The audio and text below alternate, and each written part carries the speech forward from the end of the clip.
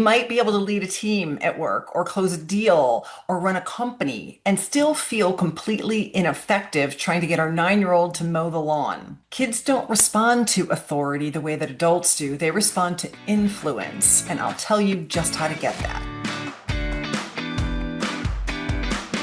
Hi, everyone, and thank you for being here. This is the Ask Mom Parenting podcast, where we take the mystery and the yelling out of modern parenting and offer real life help for parents. I'm Sue Donnellan, and today I'm going to share something a little different. Yesterday, I had the absolute pleasure to sit down with a private group of men who meet every week to work on themselves. Everything from health to business to money to relationships. These are guys who are really intentional about getting better, not just at work, but at home too. And they brought me in to talk about parenting, which I loved having the opportunity to do, because these are high performing men who are used to leading in every area of their life. And parenting is one place where a lot of that just doesn't seem to translate the way that they expect it to. So we had some really great conversations, and I wanted to share them with you guys today.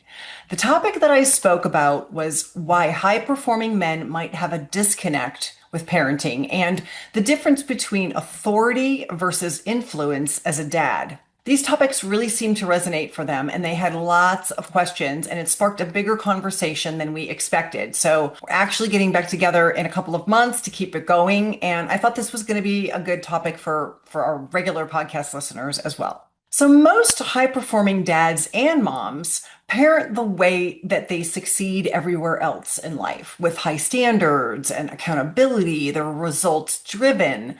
And the problem is that as parents, we're not taught that those skills just don't happen. They're trained because kids are adults in training. So we have to lead kids differently than we do grown adults. And that's why at home, we wonder, why doesn't it work at home the way that it does at work?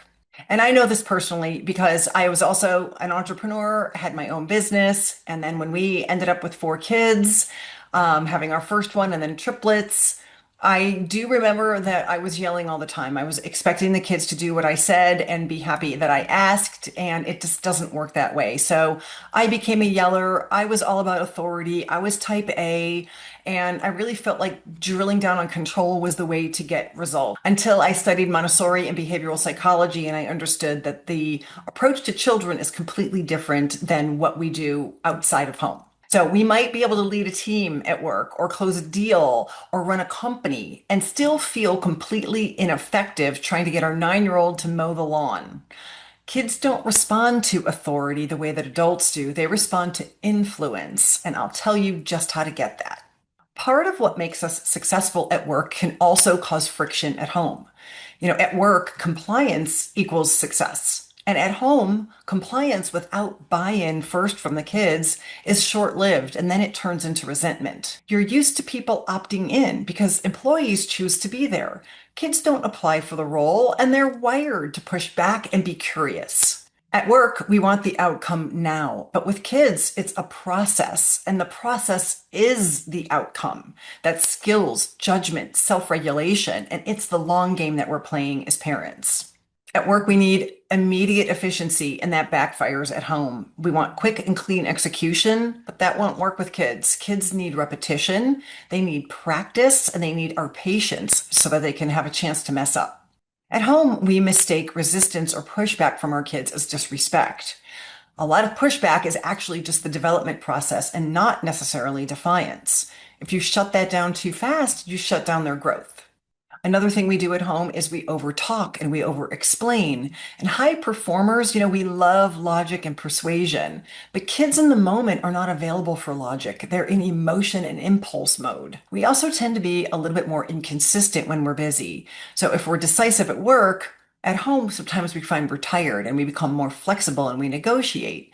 And kids read that inconsistency as an opportunity to exploit us. And we also tend to be solving the wrong problem. We're trying to fix behavior in the moment, but no one ever tells us that you can't fix anyone else.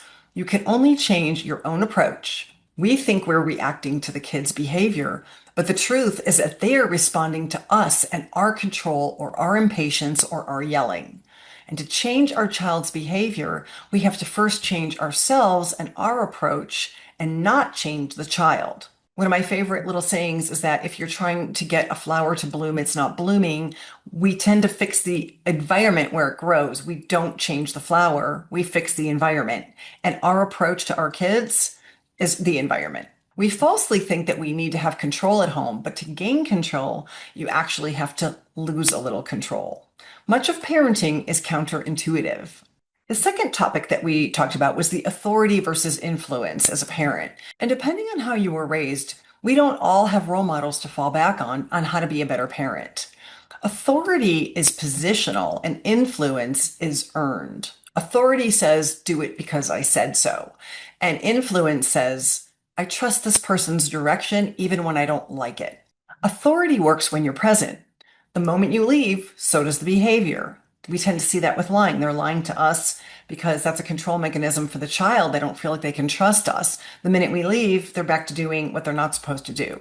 But influence travels with your child. It gives them a conscience. Authority will tend to get a short-term obedience from your child, but influence builds long-term self-management. And if your presence changes everything, then you don't yet have influence. So control and authority feels powerful, but it's fragile. The tighter you hold on, the more they push back or they go underground, especially as they get older. So, how can you be the influential person in your child's life and not just the authority? By understanding that your role doesn't always have to be the authority or the control in your child's behavior. That you can have a different kind of conversation with your child to spark the child's self-discovery into who they are becoming as an individual. And that shift comes from realizing that sometimes you're managing too many people, the ex, the kids, the grandparent, all the family dynamics. And that is exhausting because it doesn't work.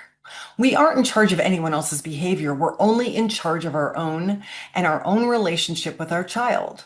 And that is where your influence lies. And it's not built through pressure and constant correction.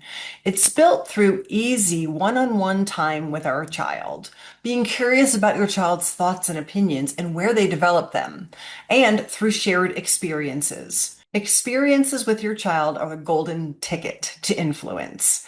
Experiences together create memories that last, and they propel kids forward in life, opening their eyes and their minds to all that's possible. It's the one-on-one moments, the small conversations, the times where you're not correcting, but you're connecting. It's the shared inside jokes that come from spending time together. It's where you're helping your child discover who they are and not telling them who to be. Because your influence isn't in changing the child, it's in helping them become who they already are. Thanks for listening and happy parenting.